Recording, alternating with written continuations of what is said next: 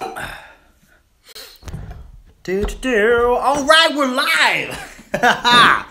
It is a little bit later of a jaw harp practice. I took my wife out to a date, had some food, and then watched the movie It. I was impressed. It wasn't bad. Gonna get to some playing and some talking and whatnot, and I might even have a sneezing fit. Hey, Josh Putnam, what's up, man? Gonna be doing some playing and some practicing. Mr. Banjo, what? Man, you guys are on point. I'm going on a little bit later tonight. Me and my wife were on a date. Went to watch the new movie It. Wasn't too bad. I was impressed. The harp, I haven't done a ton of playing this week. Did a little bit of building. And I've been playing this harp quite a bit. The rhombus, Morchang. Yeah, Mr. Banjo says I'm not late this time. Yeah, this time I'm late. I'm running a little bit behind on this Friday, and I might at some point, it's that time of year where allergies are in the air, might have a sneezing fit. I've been getting my practice in at sneezing lately.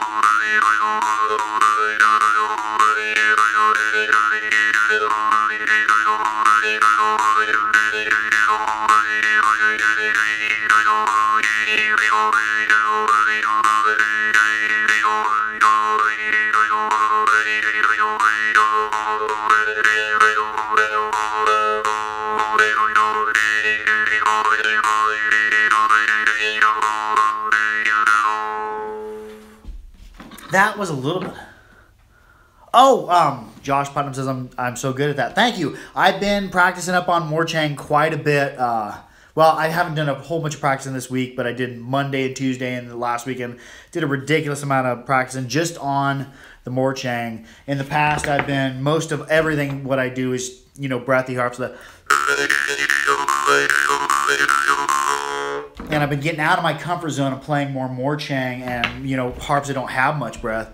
First time watcher live. Pleasure to be in the company. Hey, Nate Dog, what's up? Welcome to the Friday night jaw harp practice. How's things going in your life, and what are you playing? At the moment, I'm playing this.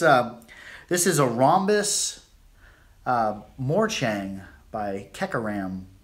Got a whole bunch of these out of Rajasthan, and this by far was the best of them. It's got breath to it, which on Morchang, it's hard to find a Morchang with breath on it. Hi.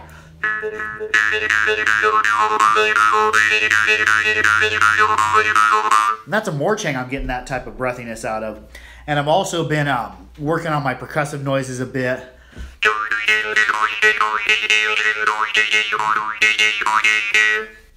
And what I'm doing is I'm making this noise.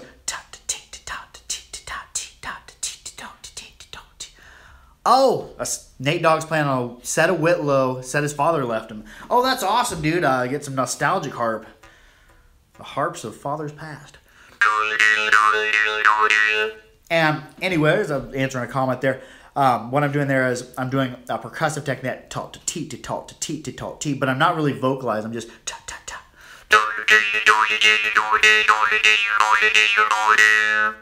Then I was breaking down. I'm moving the front of my tongue up and the back of my tongue to touch the roof's mouth. And Mr. Banjo says, have you ever had any accidents while playing harp? He says he accidentally chipped his. I have not had any accidents while playing harp. The worst thing that's happened to me is a Schluter would kind of abrase the inside of my lip. I'd be playing, then I've noticed there's blood on the harp because these Schluters on the knee bend.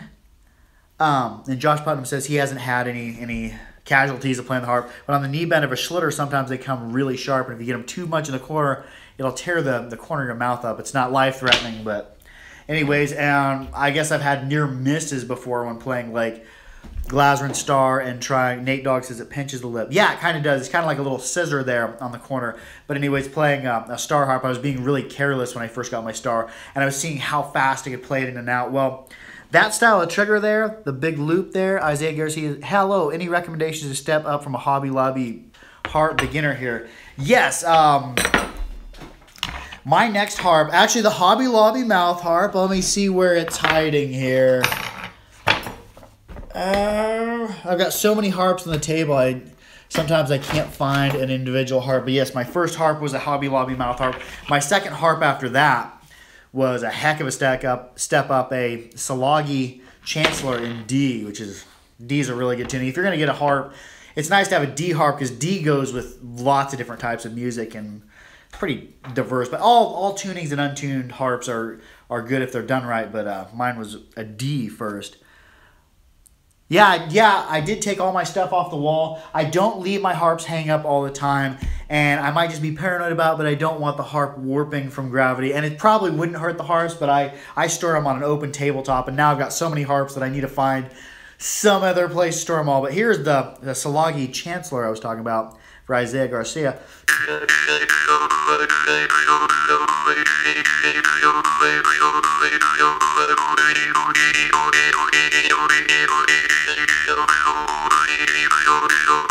Yeah, that really, they're pretty sensitive for, beginner. It's more moving on to the intermediate. But if you've already got some of the basics down with your Hobby Lobby mouth harp, you could delve right in the Chancellor.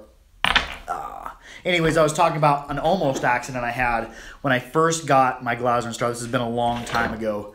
Not a long time ago, year maybe, a little bit over. Did I buy that on Amazon? No, Josh Putnam, I bought it from mouthmusic.com that's here in the United States. But mouthmusic.com is here pretty soon. They're getting ready to take a little hiatus. The guy who runs, Mark Poss, the guy who runs mouthmusic.com, is having a surgery, so mouthmusic.com is going to be down for a little while. That's where I ended up getting my Chancellor at.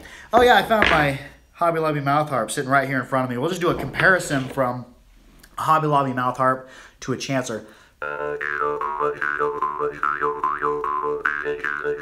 Very, very stiff reed, and it's easier for me to play this Hobby Lobby mouth harp now that I've been delving into the Morchang, because some of the Morchang I've got are very stiff.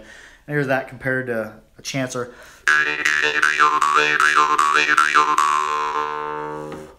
Another example of a harp you could step up that would be a step up from a Hobby Lobby mouth harp or some of these Slovak harps. Here's the Hobby Lobby. Here's one of the Slovak harps.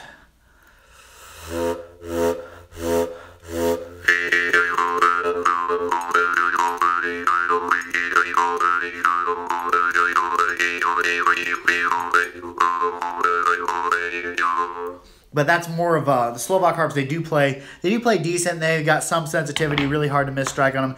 Easy draw start, but they're not going to be as sensitive as like the Chancellor.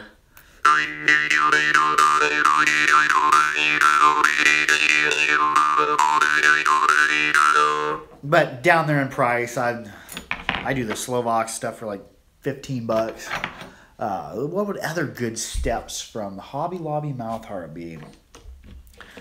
I don't know, maybe a little bit on the expensive side, but not as breathy, but very sensitive. Kind of expensive. Glaser and Rainbow.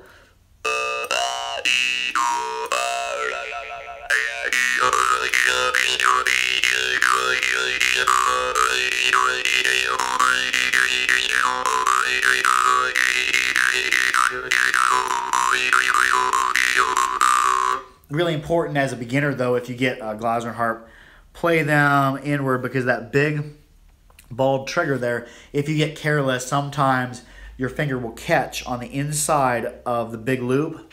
It'll draw the harp away from your mouth and slap you in the teeth. And it's pretty unpleasant. I've had it happen to me a couple times. Luckily, I'm young and my teeth are still good, so they can take a few strikes. Let's see. Let's try another. Oh yeah, this is one of the Gorka harps I got. It's got an offset.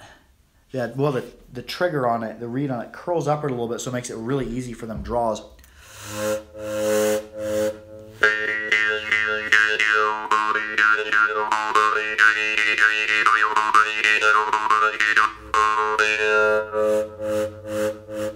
Which that's the key to getting your draw starts. You need a reed that's slightly curled or offset in front of there, so it starts quivering when you pull back on it and then it wants to spring forward.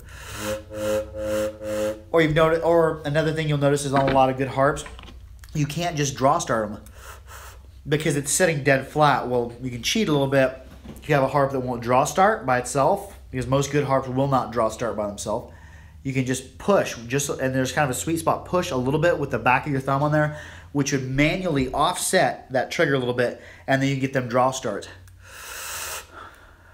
I need a better example. I'm going to do one of my harps. And you can kind of cheat. I'm a little bit low on air because I'm kind of stuffed up because of allergies, but you can cheat and offset your harp reeds so you can get them draw starts in there. Here's a Blackfire. Man, I can't draw start nothing tonight. The allergies have got me.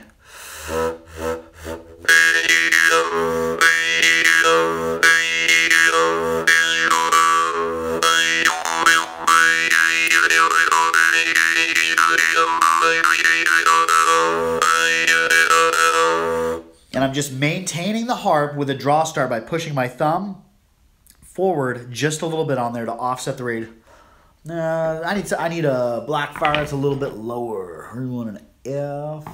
What harp do I want? I'm gonna go low with it. Where's my A harp? Oh, we got an H, or which I think is a B.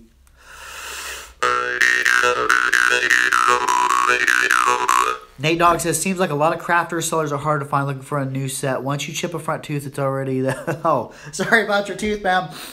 Yeah, I do also make some harps. I had at the beginning of last week, and I had 5 harps up for grabs, and then I got cleaned out this week on my harps. I have 1 left. I don't know where it. Oh yeah, 1 left in A, but a gentleman's supposed to be mailing me a check for him. Here's my harp in A, and this week last weekend I started tuning my harps. Here's my harp in A. It's low.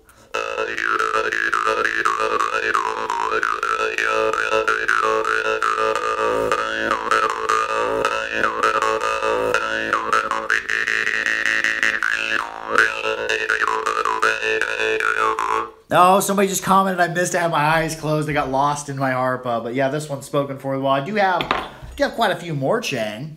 I'm not getting rid of. C seems like the easiest draw is low but sweet. C and a Blackfire C or which C harp seems like the easiest draw start, Nate Dogg? Yeah, I've got a whole bunch of Morchang left. I'm selling some Morchang as well, some Rekkas and some Gorkas, but this one, I like this one so much. This rhombus, I'm not getting rid of this one. This guy.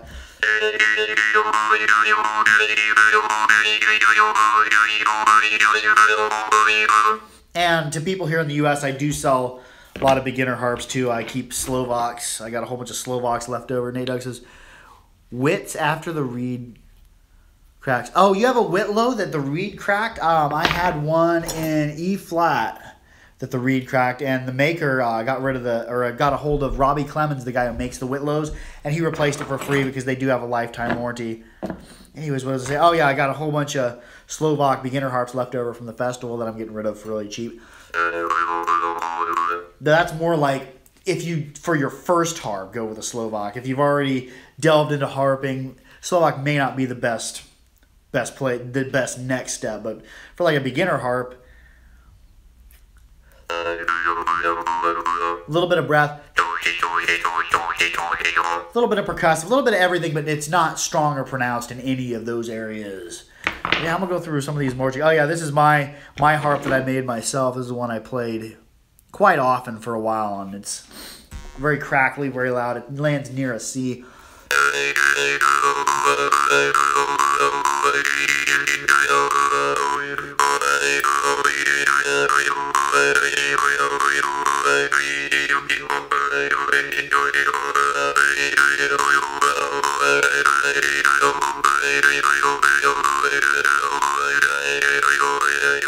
And I had a few made like that, but they, the next people on my harp build list got a hold of me, and they cleaned me out of all of them harps. But anyways, let's go back to checking out some Morchang. I got two of these Morchang here, pear-shaped, and one actually plays a lot better than the other. Both of them are medium stiff reed for a Morchang. Once you start delving into the Morchang, some of the reeds get really stiff.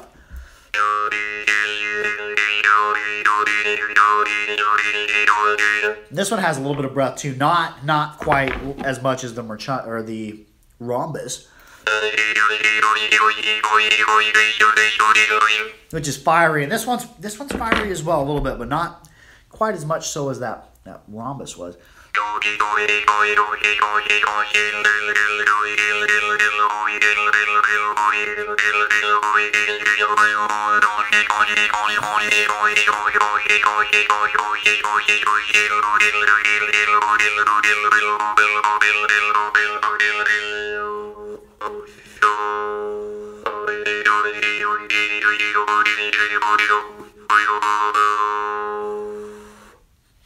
And the other pear-shaped one, and I did quite a bit of cleanup on them when I first got them. They were rough along this end of the tang, and I filed them down and took a fine stone to them, cleaned them up a little bit.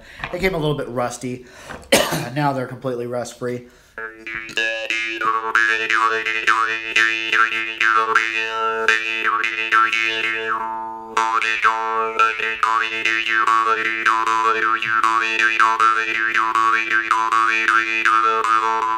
You know, Mr. Banjo says, one of my dumbest mistakes was to solder a broken reed. Oh, the reed was broke and then you tried to solder back together. Yeah, I don't know. I don't think not only would that probably not hold, it wouldn't flex like a reed, because a reed needs to flex. The reed just isn't doing this. It's actually flexing like a wave all the way down it. I think it's vibrating in nodes, somebody once told me. Okay, allergies are coming for me. I believe whenever they were making me before I was born, like, I know what'll be fun. Make plants damn near kill him. Oh, I swore, but, yeah, spring steel. And I think that's the first time I've sworn in any of my videos so far. Try to keep it decently clean, family friendly.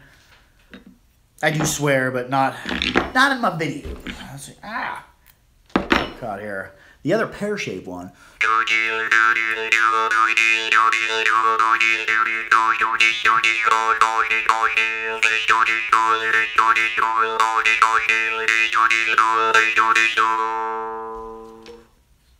And moving on, I got a couple rounded ones.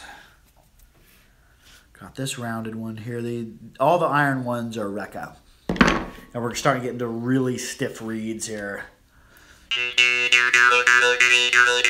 Higher in tone, fiery. It's loud, but you got to these Morchang. You've got to find the harmonic frequencies that it naturally puts out and reinforce them. So.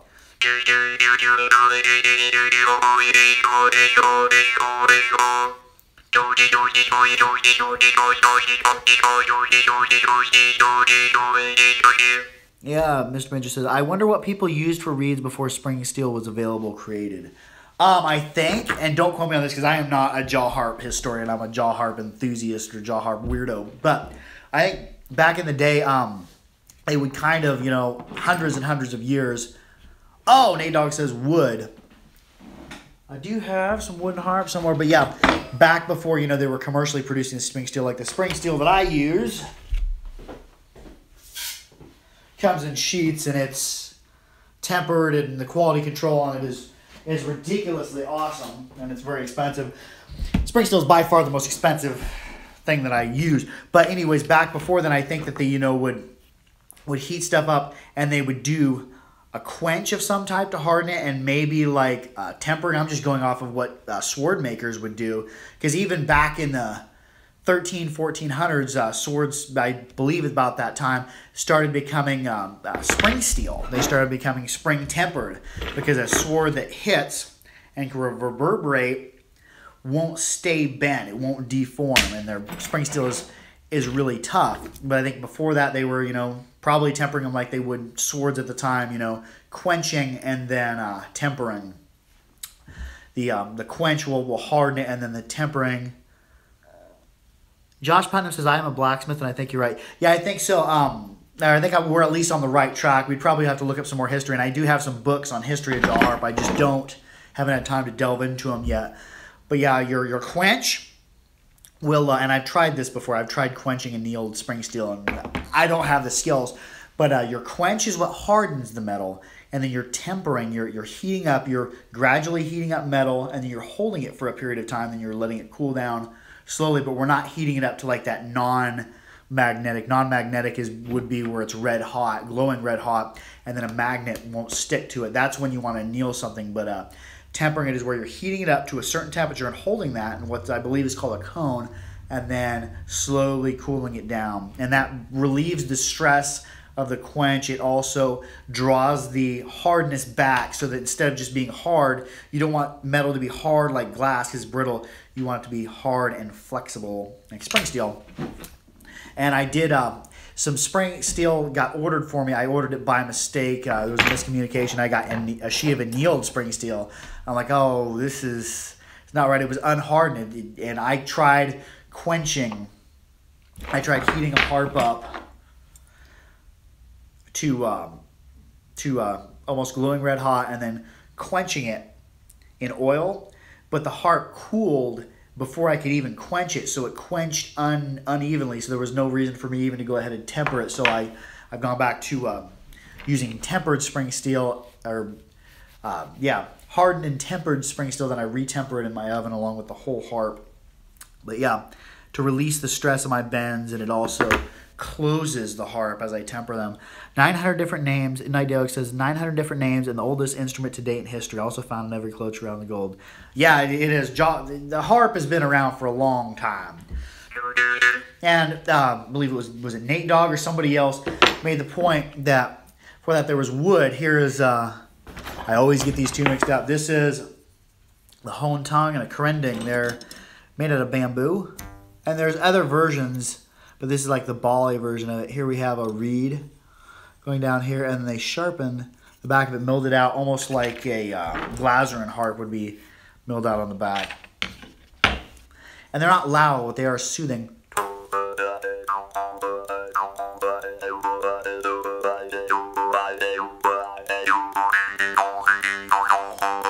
And that would be what I would recommend to somebody. Oh, I got a little splinter there. To somebody who doesn't like metal up against their teeth. Get yourself a couple wooden harps, play them up against your lips.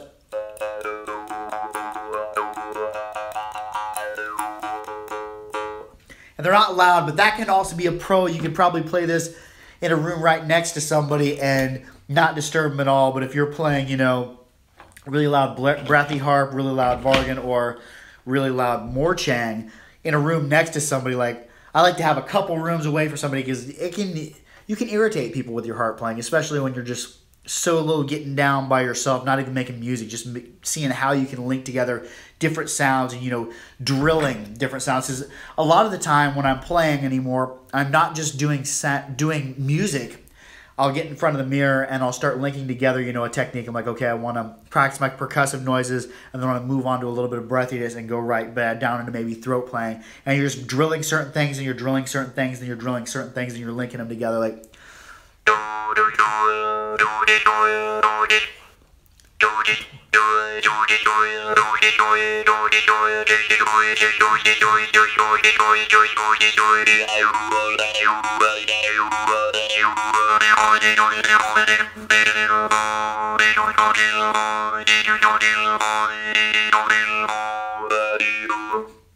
And it's really easy to get out. Oh, somebody just commented, have my eyes closed. I was lost in the harp. It's really easy to get lost inside your drilling too, and I encourage all of you. Oh, you missed my comment, but I used a credit card as a makeshift Dan Moy, Mr. Banjo says. I've never tried that yet. I know Trang Hai Kwan, I think that's his name. He has a video, I think, on how to do that. But yeah, I've never made the credit card harp yet. What else? Oh, yeah, this is the last of the Mo Chang. This one came, the trigger was bent too far inward. I tweaked it a little bit. I don't know if in shipping it got mashed up against something, but totally fixed this harp. Oh, pollen's coming to get me. And I'm drying out. Had some peach tea.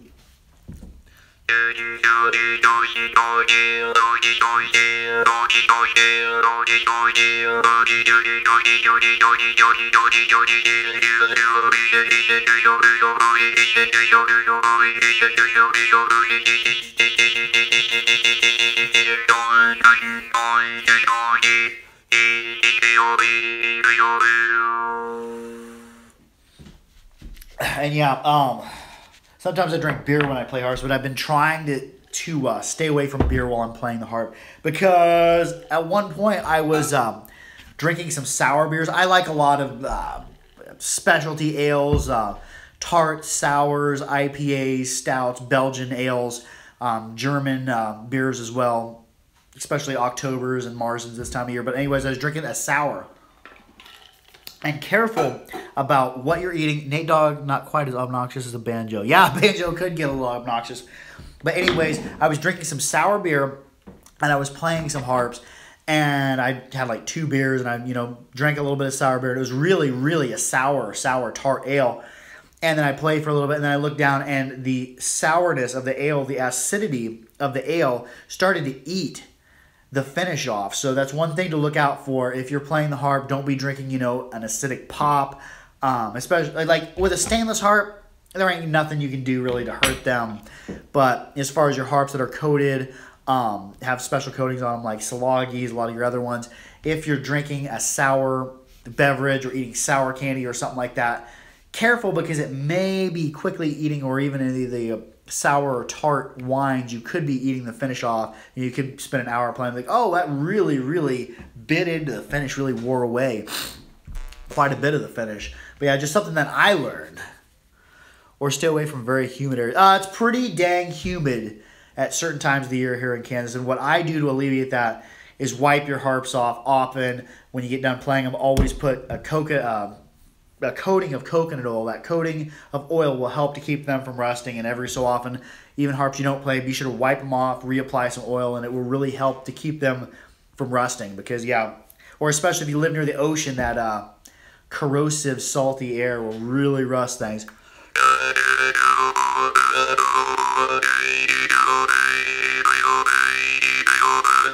Black fire in C.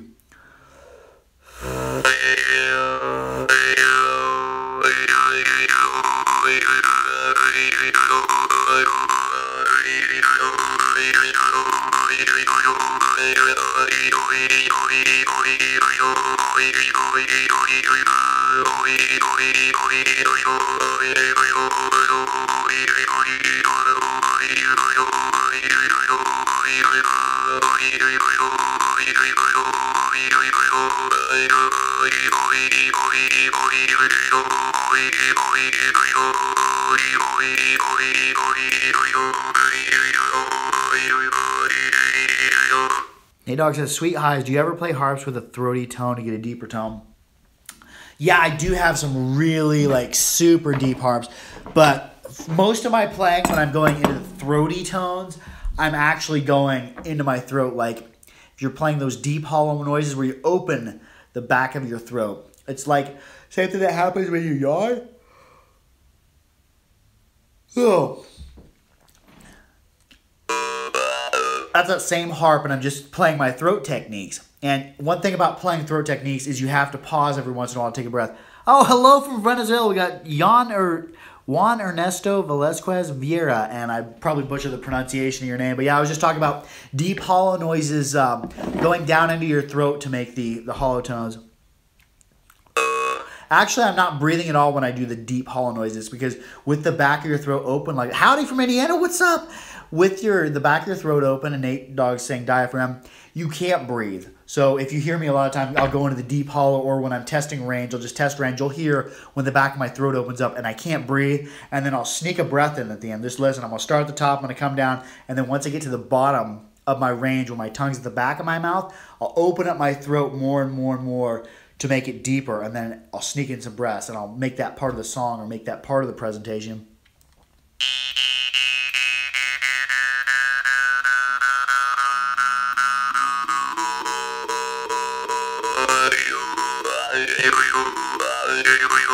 Hear me sneaking in the breaths here. I'm not breathing, and then when we're playing deep in the throat, there's no breathing that I've ever found. With that pipe open, you can't breathe. So it's good when you're doing your song. I mix in some breaths. If I'm that, it was me getting some air in, because you can't play like that indefinitely. Sometimes I push it. Sometimes I see how long I can play. Going hoarse because allergies. How long I can play with the throat being open technique. But careful when you're really pushing your body, playing long periods of time without air. Hey, good evening. Sorry for being late. First time ever. Oh, hey, what's up? We're just doing some playing. We're sharing some experiences on the harp, injuries on the harp, what harps we're playing. We're talking about deep hollow, going into your throat to play that. You got to sneak some breaths in, but sometimes I'll see how long I can go playing like that without breathing, and then at the last moment I'll take a breath. But you just got to be careful not to be standing, because you'll get lightheaded, because you're really pushing yourself. You're basically holding your breath and playing. And I'll do that right now, but I won't pass out probably. Nate Dogg says, I feel like... Oh, Nate Dogg says he feels like Blank Hammer asking for the stuff while I got... No, dude, allergies. I've been living with allergies for the longest period of time. I'm stubborn. I don't take allergy medicine. I don't think they help me very much, but yeah. 'Tis the season. When they were making me in the factory before I was born, they were putting me together like, oh, you know, it'll be fun. Let's make it so plants will make it miserable. There's only susceptibility. That's my Achilles heel, is plants. Those things that cows eat kick my butt. See how long I can play with the throat open, but I'm opening up the back of the throat. And here at the end, you'll hear me sneak in a breath. I've never passed out from doing this. I wonder how long I can do it. Time me.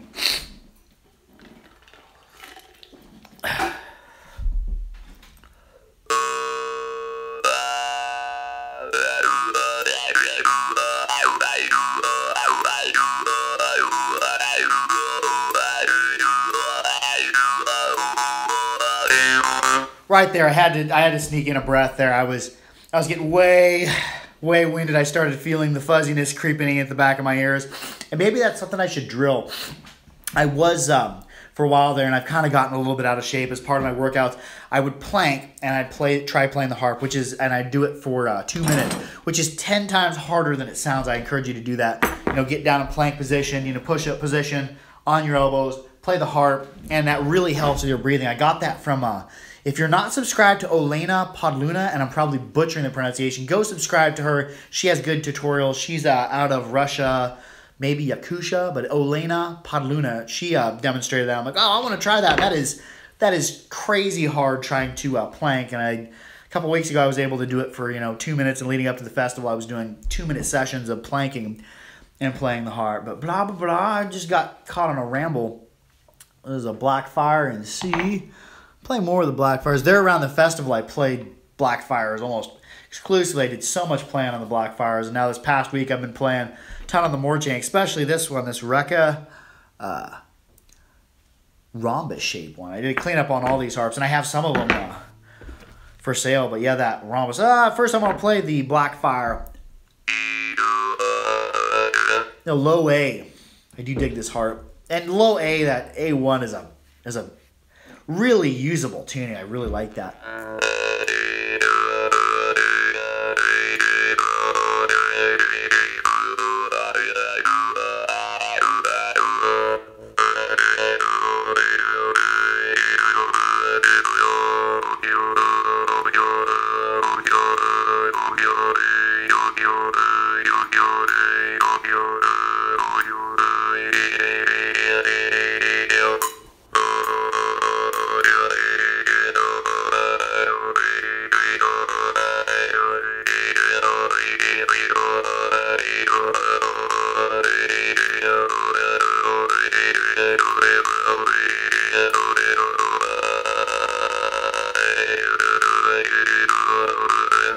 DD Holcomb says, I'd like to ask you a silly question. When you are playing the harp, how do you keep from drooling as you are playing? Thanks. Yes, I have watched Olena from Russia. Yeah, lovely lady, excellent harpist. How do I keep from drooling? One thing that has helped me is, like right now, I'm just drinking a peach tea to keep my whistle wet, you know, to keep playing. Because if you're breathing really fast and playing the harp a lot, you'll start to dry out. But if you start drinking, like if I play and I drink a beer along with it, this is a tea. If I drink a beer along with it, I'll be drooling and I'll have to stop the harp every so often. I've also tried, you know, to tip my head back, and that I've had limited success with that. But the main thing is either drinking just water or, you know, tea or something very, very light. And yeah, that's just my secret. And every once in a while, I do have to stop because, you know, my mouth will fill up with saliva. But one thing that doesn't help is if you're trying not to get your mouth to fill up with drool. That is like, that works in the opposite direction. If you're trying like, oh, my mouth's full, like if you're up on stage and you have a kind of rehearsed song in your head. Nate Dogg says Carmex. Oh, does that work? Do you put Carmex on your lips or Carmex on your nose? Lip balm. I will have to try that. My wife is quite fond of Carmex. But anyways, yeah, I've been up on stage before, and your mouth starts filling up with saliva, and you're like, oh crap, I need to stop that. That needs to end, and then your saliva goes out of control. But and I've also had the opposite of that happen when I played at the Axe and Fiddle the night before the first night of the festival. I didn't bring anything up on stage to drink with me, and I did maybe 8 or 10 minutes worth of songs, and I didn't bring anything to drink with me, and there were no air conditioners in there, so it was very, very hot, and I dried out within the first couple minutes. And trying to play while your mouth and throat and tongue start to really dry out, I think that's harder than if you're playing a little wet. Oh, we talked. Somebody talked before about some lower harps. I do, in fact, have a couple lower harps. This is the hardest. Well, this is a difficult harp to play, but it is my lowest. This is a Masco Titan in F sharp. With the ball in, I don't think it's an F sharp. I think with the ball out, it's kind of a two-tone harp, and it accepts the same exact ball as the Glaser and Phantom, although it's quite lower. And I used to have a ball for each of them, a magnetic ball for each of them, or some people call it a bead.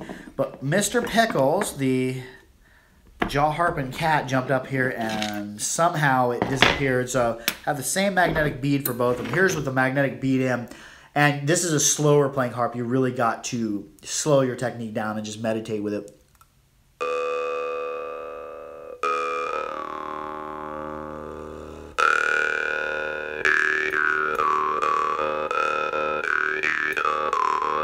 And it does help. Like right now, I've been oiling all these harps. I keep this old sock that I've cleaned and converted into a rag. I keep it doused in just plain coconut oil. D-Day whole cups. Oh, yeah. And I'm constantly oiling all these harps. What would you recommend for a low-sounding harp for a beginner? I don't know. Oh, I know what I would recommend. And this is not going to be an ultra-low harp. Your ultra-low harps are going to be hard to play because they require a lot of precision. And like I was saying, it does help to have a little bit of coconut oil on the tip of your finger because the harp will drag less and your trigger will perform more like it's been polished. Because as a harp breaks in and that trigger gets polished from your finger contacting it, it becomes smoother and there's less drag on it. But for a low harp for a beginner, I wouldn't go really, really low, but it would probably have to be this one here, and it's affordable because beginner harps should be affordable. This is a bass Kubies by Tatarstan, and it's not horribly bassy, but it's on the lower end of the mid-range, and it's a fun harp. And one thing that I like about it is you can get it moving a little bit. A lot of your lower harps, they're so long, you can't hardly get them moving. Let's hear this one. And this is a very saturated tone.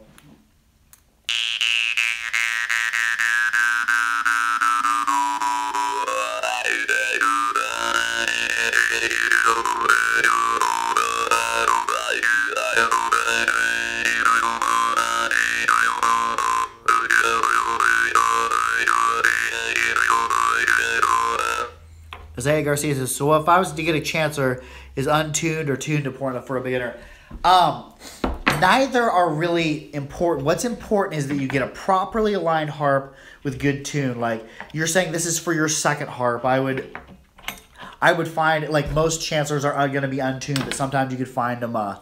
The good thing about knowing Mark Post is he would sift through them and he'd find me ones that are tuned or ones to my liking. This one was in D, but out of the 3 or 4 chancellors I've played and passed on to other people, they've all played very well and good alignment, and they're going to have a little bit steeper learning curve than some other beginner harps, but tuning doesn't really matter as much unless you're playing with other people. Like, untuned harps, some of my best harps are untuned harps just because they have a big range and they're properly aligned and they're timed well, and the consistency of harp responds well to me and I respond well to it. The most important thing is that when you get a good harp, whether it be beginner, intermediate, advanced, is that you commune with the harp. You are dancing with the harp. The harp is only half of it. It's just like if you had a dance partner and you were both doing your own thing, then you're not dancing together. You're not, properly dancing. The harp is the same way. You need to be conscientious of what the harp's giving you, so that way you can amplify and feed off of it and feed off of what the harp's giving you. So that's the most important thing, is getting a decent harp and figuring out how to play it and how to relate to it. And some harps, obviously, like the Hobby Lobby beginner harp and stuff like that, there's very limited what you can learn on it because it's just so inflexible and unsensitive. But after you move on from there, most important thing is, learning your harp and learning how to play it, learning how to commune with the harp. I'm just going to call it dancing with the harp. But yes, we're going to go back to the beginner, or not the beginner, but the Masco, and get to be that time of evening where all the plants in the area are pollinating, and Nate Dogg says it's an extension of you. If it sounds good to you and you have fun. Yeah, the harp will closely reflect and amplify your mood. Like, if you're having a good time, people will hear it in your music. It will be well reflected in your music. Just like whenever I'm playing, and sometimes I'll get chills on the back of my neck, radiating from the back of my neck up around the back of my head when I really, really get lost in the music. I'm back to the bassy harp.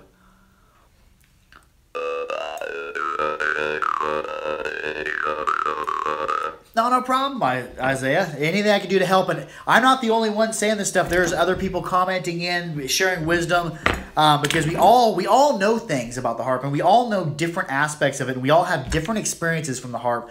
So it's great that we can all meet together and share those experiences, because you're learning from me, I'm learning from you. Like, what I've done with the harp may be a totally different thing than somebody else who's been playing the same amount or lesser of time. Maybe they've come up with other different things and they teach me. We're learning as a group. It's like a guitar and its strings. You can't have one that, yeah. And, I was going to play the Masco with the ball out. And it requires really accurate technique, and right now I don't have that. I'm going hoarse. Man, I'm really...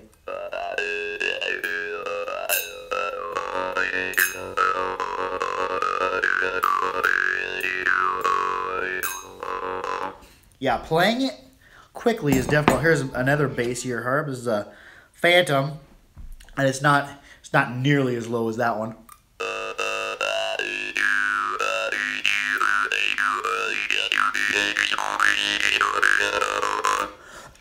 Beef Hammer says, hello from Kentucky. Hey, hello from Kansas. Just doing some harping, doing some talking. We're sharing some experiences. Beef Hammer, are you a harpist? And if so, what are you playing? What's going on with you this evening?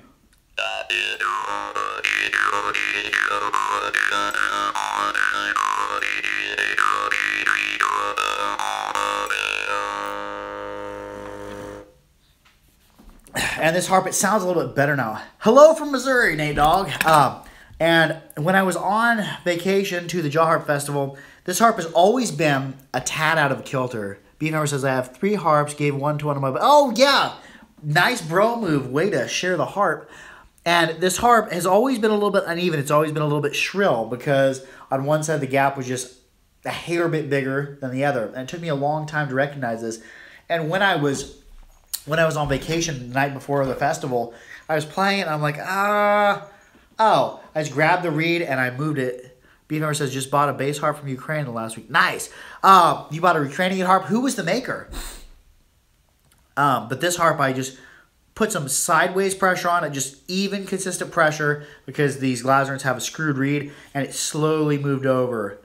And I didn't have to tighten it, didn't have to loosen nothing. So if you do that, just keep in mind, be very careful. But now both gaps are dead even. And it helps when you're trying to gap a harp, if you want to see a true reflection of how everything is, holding it up to a light, sometimes it's hard to see because the light's too bright. Beef Hammer says, someone who makes custom ones made online. I forgot his name. Let's see, there's ones I know of. There's Yevon Zvatowski. I got one of his harps. There's Dennis Plenahov, Yuri something. Ukraine has a ton of harp makers, just like Russia. If you're trying to list a Russian maker, there are so many different Russian makers. Here's a Zvatowski Munhop. Breathy and springy, almost like a really breathy Morchang. Very, very cool harp. Because I was talking about when I gap harps, it helps if you have, like, I have lights that shine at a white wall, bright lights, and I just hold it up there and I can see an accurate representation. Oh, right down there. Accurate representation of exactly where the gaps are. People also, another thing is computer screen, just a white lit computer screen. If you hold your harp up to there, you can, and I squint and I look through my dominant eye. I'm left eye dominant. And I'll gap it. And let's do some Munhop playing. Like, that's the only harp I've got that was made in Ukraine.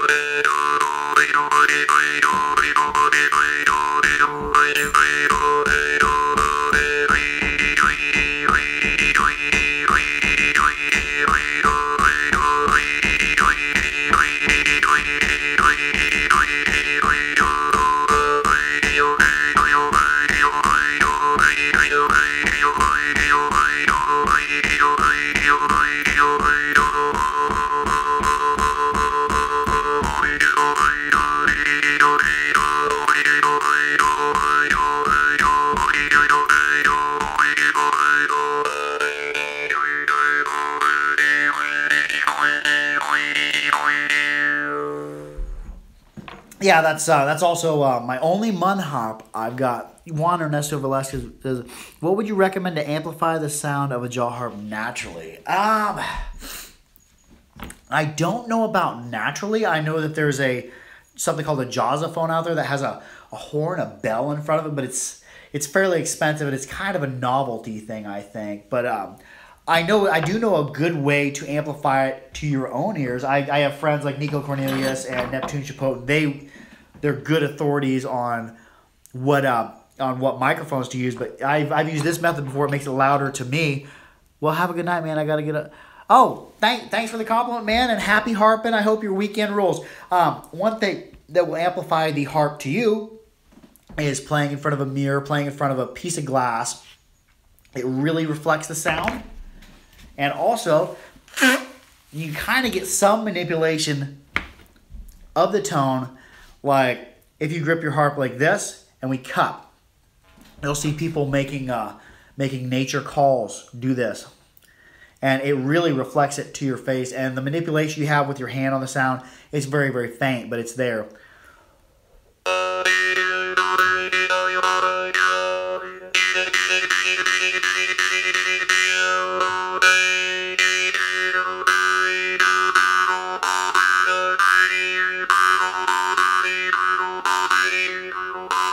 I'm kind of just boxing the whole harp in.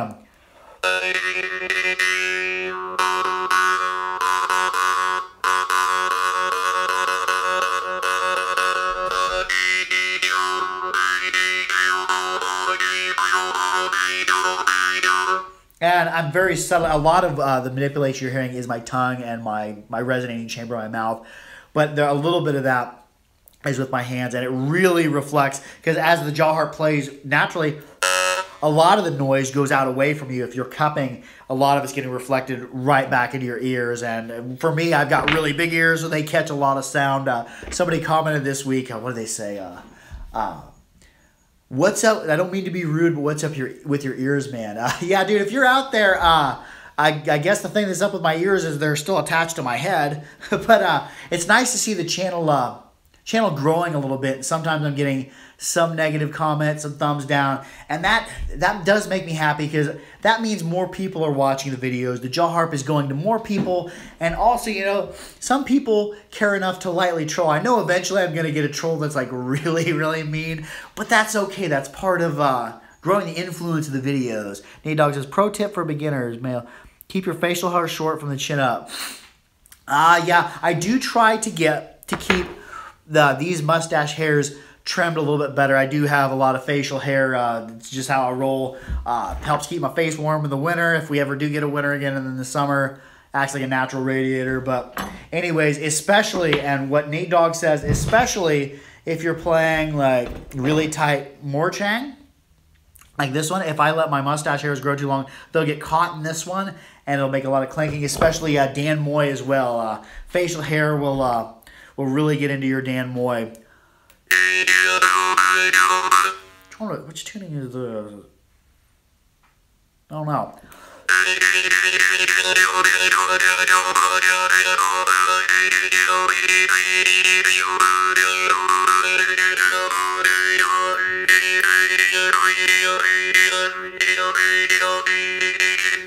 My transitions have suffered a little bit this week because I didn't do a ton of playing. I did a little bit of building, did some other things.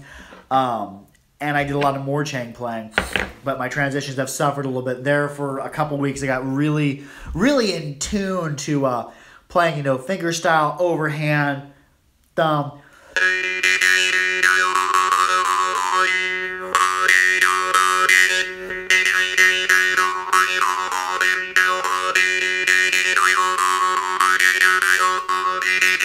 Mr. Banjo, hey, have a great evening. I hope your weekend rocks, dude.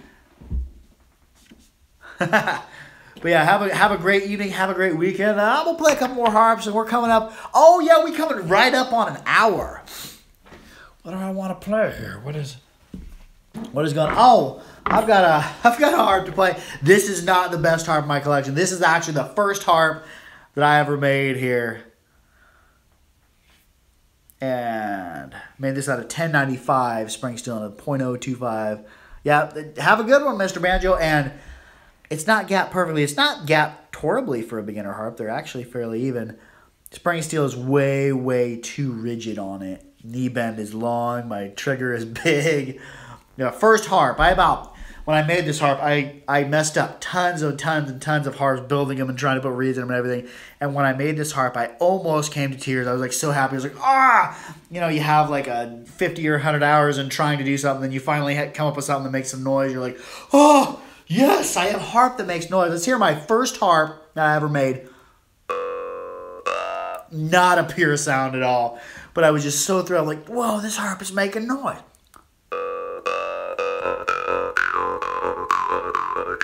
It's not comfortable to play. I got this big, really stiff reed whipping around, and the long knee bend slapping me in the corner of the cheek.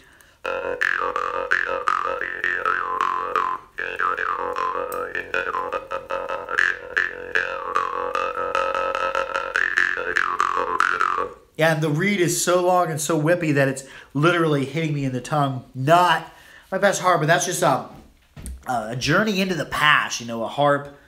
First harp. Let's see, I'll play one more harp. What kind of harps are y'all playing tonight? What be going on here? Let's see, I'm gonna fall back in the Morchang. I'm gonna play the harp that I've been playing all week, the rhombus, the Rekka.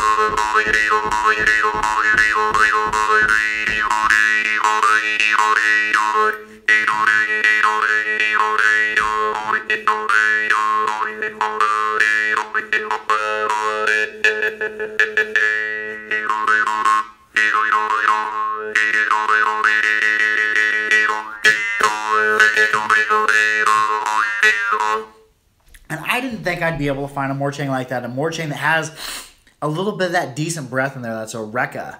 I believe he is a brother to Mohan in Rajasthan. I believe, don't quote me on that, but here's a Mohan Morchang by comparison. He's been doing it longer, ridiculously tight gaps out of the Mohan. It does get a little bit, I do get some clinks out of it if your technique's not on point. It's a little bit pickier of a harp to play than the Rekka, and some of the Rekkas came in different levels of it. They were all decent Morchang, and some of them, like this one, are really good, and then some of them are good, and then some of them were. Beefhair says, which harp that wasn't made? Which harp is it? I missed the question.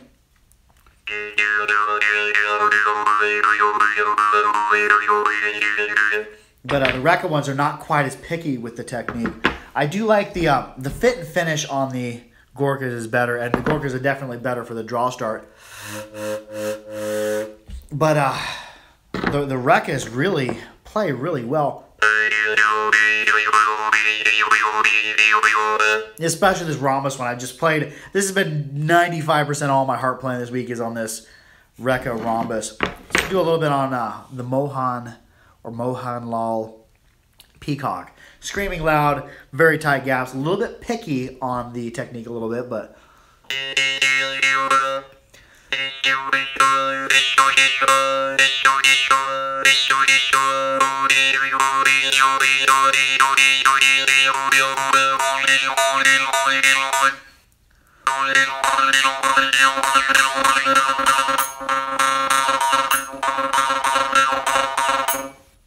yeah, this one you really got to keep on the precision and really got to watch the jaw pressure, but really precise, tight, clear tones come out of the Mohan harp. So,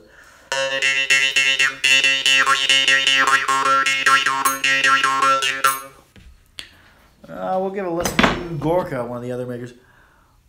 What's that watery sound? Are you referring to...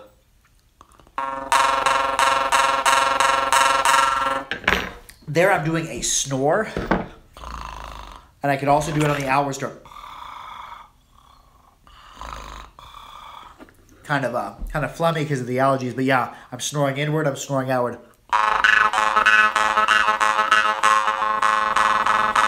There I'm snoring outward. Here's inward. Go inward, outward, inward, outward.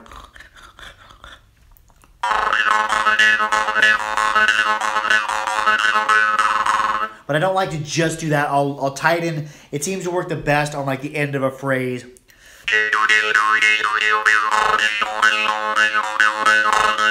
And just throw a couple of those in there so people are like, whoa, what was that noise? And then don't bring them back up so that the mystery remains.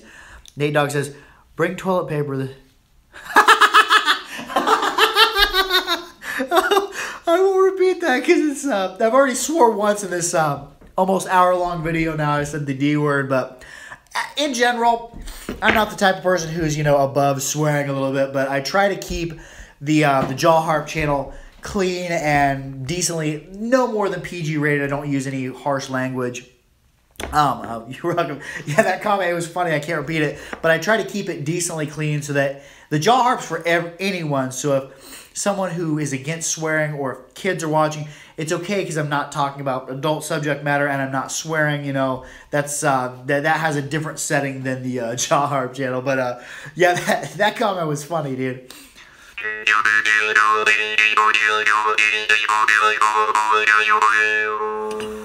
Yeah, neither the Rekka nor the Mohan Law will you be able to draw start because they set dead flat.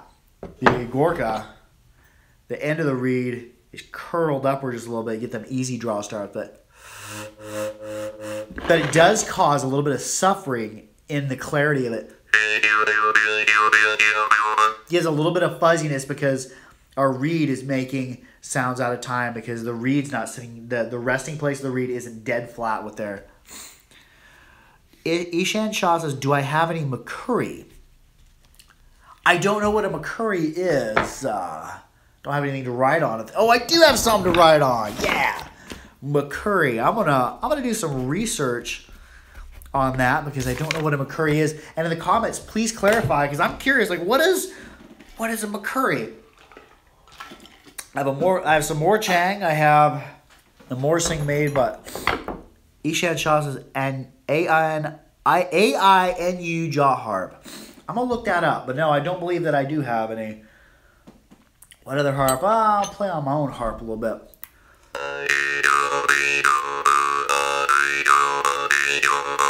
And I had quite a Siberia, Japan. Huh. Oh, that's a Japanese make? Is that the maker, the McCurry? I'll have to look that up. I've seen some Japanese harps for sale. They are very, very pricey. I don't doubt that they're very good and precise, but some harps at the moment are just kind of out of my price range, especially now that I'm starting to import some more harps. Got to... DD Holcomb says, thanks, I finally have learned something that I can do on the harp. The water is on. Yeah,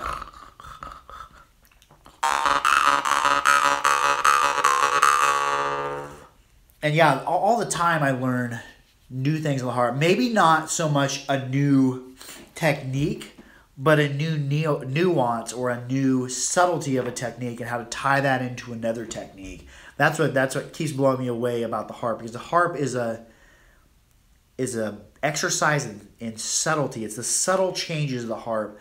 Because if you do too much of the harp, a lot of times it gets confused. It gets all running together. Ishan Shah says, no, it's a type of instrument native to the Anhui Aborigines of Hokkaido. And I'm butchering more words, I'm sure. Yeah, so I lost track of what I was saying. I'm reading some comments, doing some playing.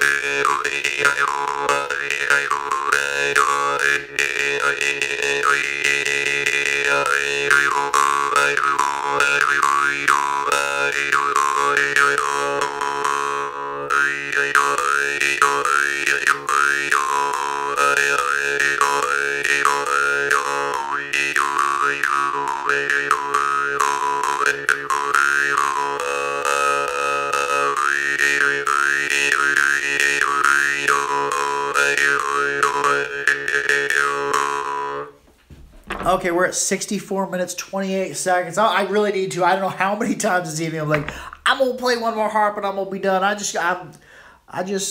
need to get this wrapped up here. We'll play one more harp. Play the rainbow. Oh, no. We're going to play the Masco average in D sharp. There ain't nothing about this harp I would say that's average. This is an outstanding harp. The Russians, I believe, call a harp like average or standard because it's in a reference for an average or standard size. This harp is all stainless.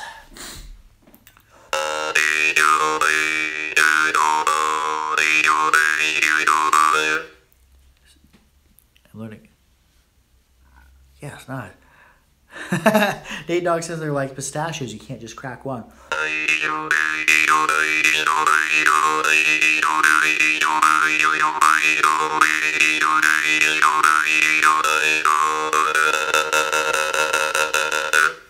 Latchland Curse says, good playing, mate. Hello from Australia. Hello to you. Hello from Kansas, the middle of the United States, and we have somebody from Australia. That is awesome, dude.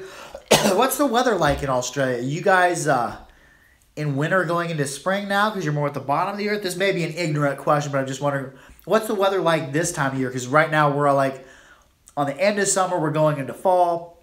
How are things in Australia?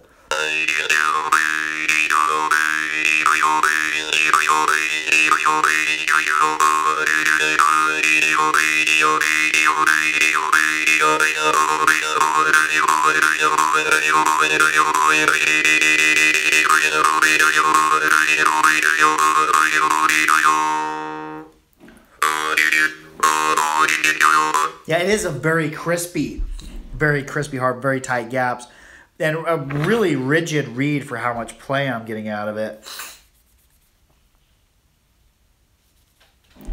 Buffing on the harp.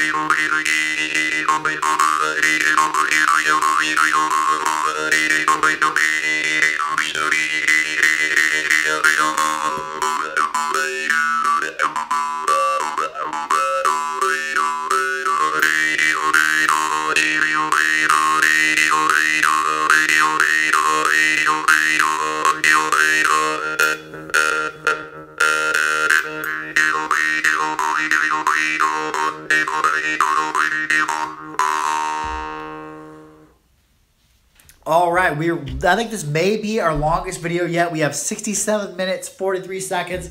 There have been a ridiculous amount of comments. We've learned some things from each other, some techniques. We've heard some stories on jaw harp injuries, jaw harp experiences, what harp everybody's playing. Went over some deep hollow sounds, blah, blah, blah. I'm rambling again. I have had so much fun hanging out with all of y'all. And DD Holcomb says, you said you were from Kansas. How far are you from Pittsburgh? I'm in Northern California in the high desert. I'm a little ways away from Pittsburgh. But anyways, I've had so much fun hanging out with y'all. Thank you so much for stopping by. Thank you for all the comments. Thank you for sharing. And just thank you for stopping by. I hope y'all have a wonderful weekend. I got some videos coming out this weekend.